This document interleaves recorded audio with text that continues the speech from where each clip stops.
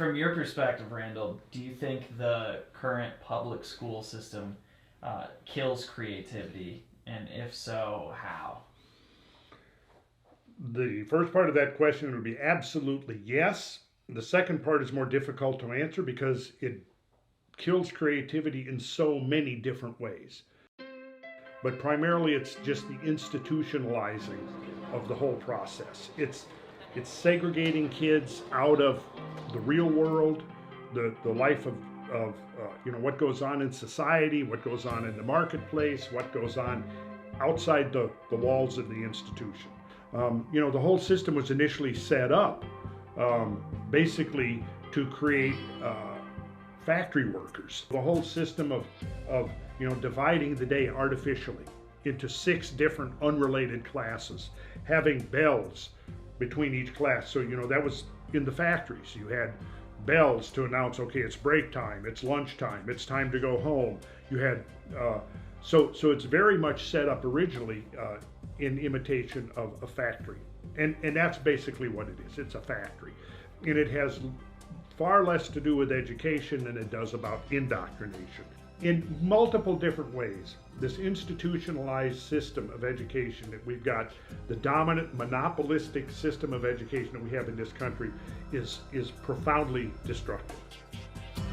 And the sooner we can replace that old obsolete model with newer ways of learning, the sooner we're going to be able to actually get back to being an accomplished society in terms of mathematics and science and engineering and even philosophy. And I would bring the students, we would go out of the classroom, out into the world. I think that is critically important to a child's development, is to be able to see that, yeah, there are real world applications to what you're learning here.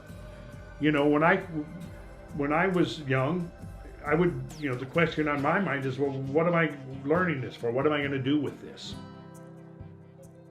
There's many things that need to be changed. And at this point, I don't even think that change, reform, I don't think is even an issue anymore. It's like in my business, sometimes you get a house that has really outlived its usefulness. And any attempt to upgrade it or to remodel it or to repair it is just going to be a waste of money and resources.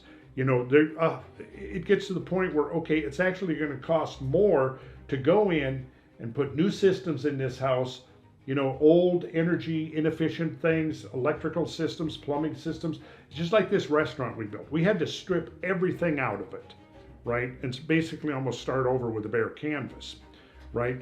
Well, it's the same thing, I think, with these educational models. It's beyond reform. It's beyond repair.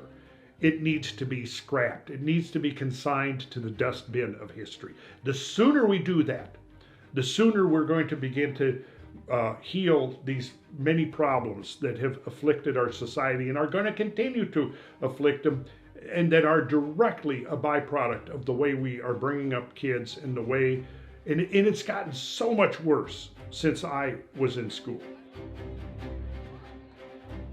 There really is a greater meaning to the human presence on this planet.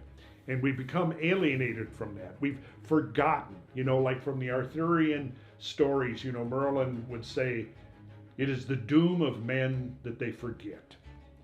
And we're forgetting. We're forgetting about our past. And because we're forgetting about our past, we're failing to realize the potential of the future.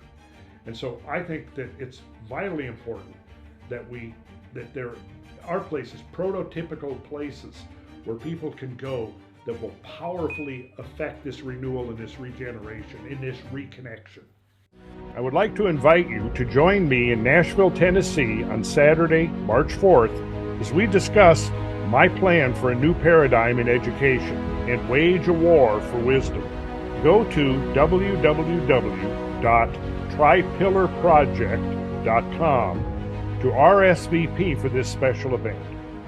I hope to see you there.